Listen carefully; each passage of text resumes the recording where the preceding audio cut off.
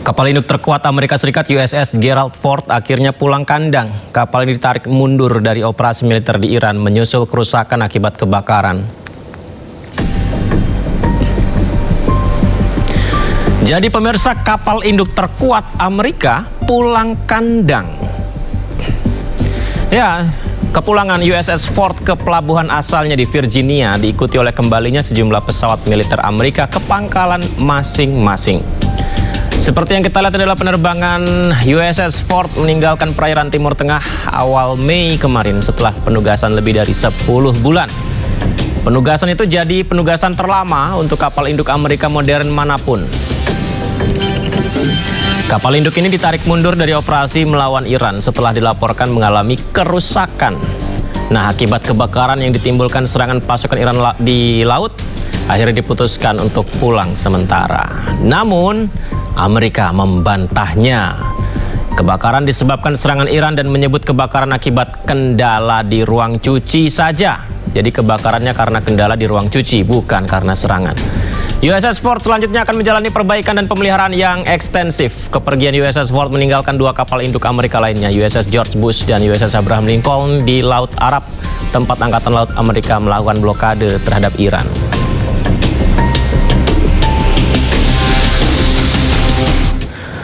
Kepulangan USS Ford disusul dengan kemunculan kapal selam nuklir Amerika USS Alaska. Kapal selam ini naik ke permukaan usai Presiden Donald Trump menyatakan tidak puas terhadap penolakan proposal damai oleh Iran. Informasi yang dirilis dari media Gibraltar GBC melaporkan kapal selam USS Alaska muncul ke permukaan di perairan Gibraltar akhir pekan kemarin. Jadi kemunculan kapal selam dari kelas Ohio ini pemirsa dikawal ketat Angkatan Laut Kerajaan Inggris, mengingat Gibraltar merupakan daerah di bawah otoritas Inggris. Bahkan Angkatan Laut Inggris menetapkan zona steril sejauh 200 meter hingga pemberitahuan lebih lanjut lagi. Bertenaga nuklir USS Alaska merupakan kapal selam rudal balistik yang telah beroperasi sejak tahun 86, di mana kapal sepanjang 171 meter ini mampu membawa hingga 20 rudal balistik yang dilengkapi hulu ledak nuklir.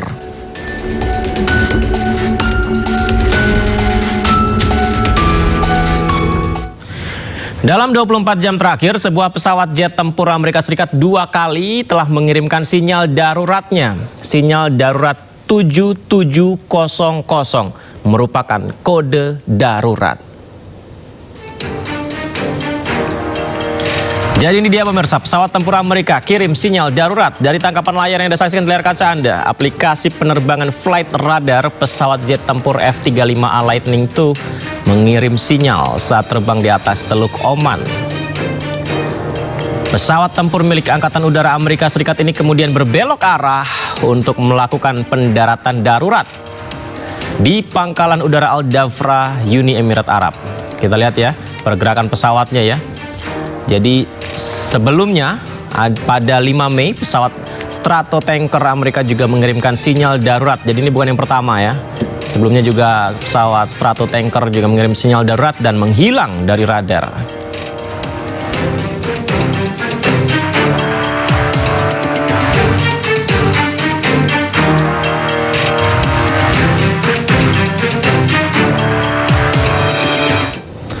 Sementara itu, Presiden Amerika Serikat Donald Trump mempertimbangkan opsi untuk melanjutkan kembali serangan militer ke Iran. Pemirsa, sejumlah pejabat senior Amerika Serikat menyebut opsi itu muncul saat Trump mengadakan rapat tertutup dengan jajaran pejabat keamanan nasional membahas langkah selanjutnya dalam perang Iran. Pertemuan ini berlangsung di tengah gencatan senjata yang dimulai sejak awal April lalu. Pemirsa, belum terciptanya kata sepakat dengan Iran. Ini membuat Trump menyebut gencatan senjata dalam kondisi kritis. Di mana pekan lalu Washington sudah mengirimkan rancangan proposal damai kepada Teheran, tapi balasan Iran langsung ditolak Trump. Langkah Trump menambah ketidakpastian arah diplomasi, terutama setelah proposal damai ditolak dan gencatan senjata terus diwarnai serangan.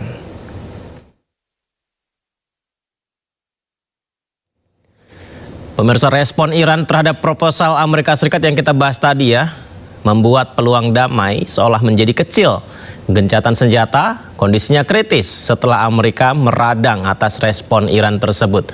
Iran membalas, mereka akan memberikan kejutan pada Amerika.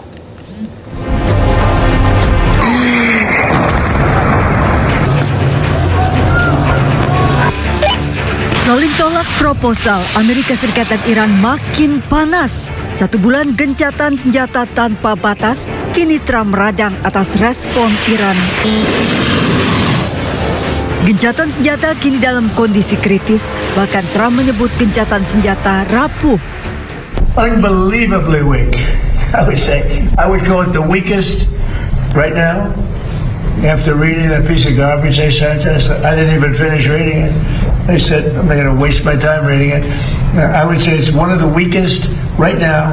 It's on life support. They understand these are all medical people. Dr. Oz, life support is not a good thing. Do you agree? Bad prognostic. I would say the ceasefire is on massive life support, where the doctor walks in and says, sir, your loved one has approximately a 1% chance of living. Jika kondisi kritis gencatan senjata, kekhawatiran akan perang lanjutan mulai terlihat. Terlebih sebelumnya eskalasi di Selat Hormuz tetap tinggi di mana militer Amerika dan Iran tetap saling serang. Sinyal berlanjutnya perang terlihat dari tanggapan juru bicara Parlemen Iran Muhammad Bagher Ghalibaf. Ghalibaf menyebut militer Iran siap menghadapi semua kemungkinan dan yakin Amerika akan terkejut dengan kesiapan militer mereka.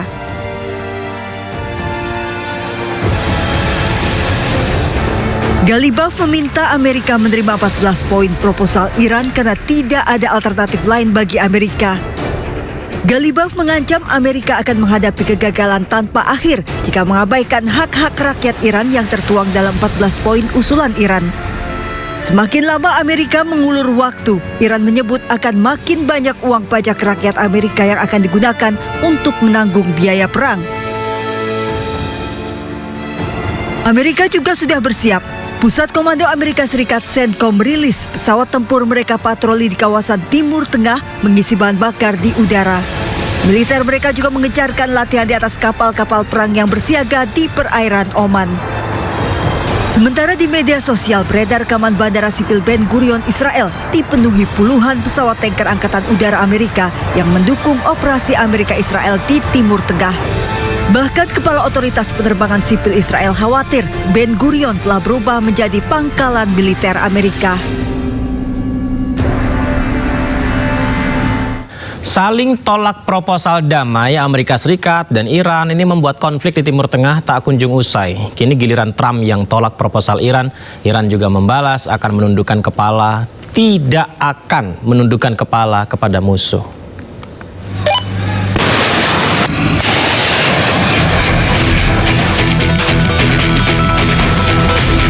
Amerika Serikat lagi-lagi menolak balasan dari Iran atas proposal Amerika Serikat Minggu 10 Mei untuk kesepakatan damai.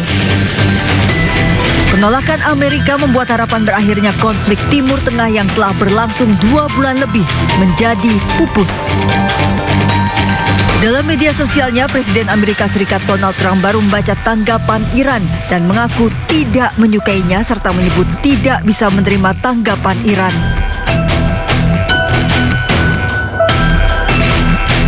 Tak berselang lama, Teheran merespon penolakan Amerika dengan menyebut tidak akan menundukkan kepala mereka ke hadapan musuh. Melalui kantor media penyiaran pemerintah Iran Islamic Republic of Iran Broadcasting (IRIB), pemerintah Iran merilis apa saja tanggapan mereka terhadap proposal Amerika Serikat. Iran minta Amerika harus membayar ganti rugi perang ke Iran. Amerika harus mencabut sanksi ekspor minyak Iran dan melepaskan aset Iran yang diblokir oleh Amerika.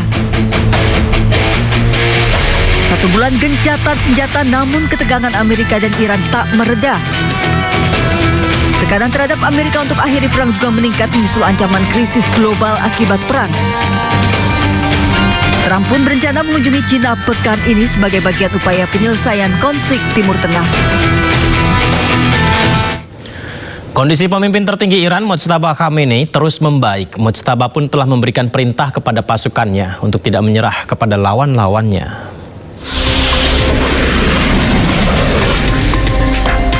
Konflik antara Amerika Serikat, Israel, dan Iran telah berlangsung selama 2 bulan. Pulihnya pemimpin tertinggi Iran yang baru, Mojtaba Khomeini, membuat kondisi di Timur Tengah semakin memanas. Sejumlah media di Iran mengabarkan setelah pulih, Mojtaba menggelar rapat. Kepastian pulihnya Mojtaba juga dikonfirmasi Presiden Iran, Masoud Pezeshkian. من خدمت رهبر عزیزم رسیدیم. نزدیک 2 ساعت و نیم هم خدمتشون گفتگو داشتیم.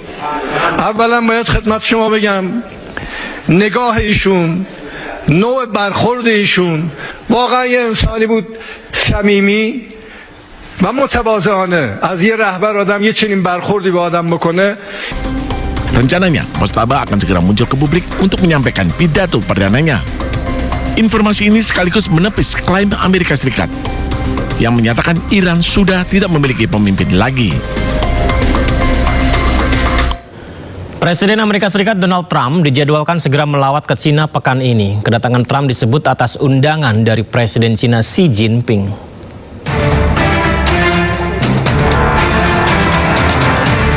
Presiden Amerika Serikat Donald Trump dijadwalkan bertemu dengan Presiden Cina Xi Jinping pada 13 hingga 15 Mei mendatang. Perundingan kali ini akan membahas jumlah isu strategis. Diskusi juga diprediksi akan mencakup konflik Iran, senjata nuklir, dan Taiwan. Juru bicara Kementerian Luar Negeri Cina Guo Jiakun mengkonfirmasi rencana kunjungan ke negaraan tersebut. Kedatangan Trump disebut atas undangan Presiden Cina Xi Jinping.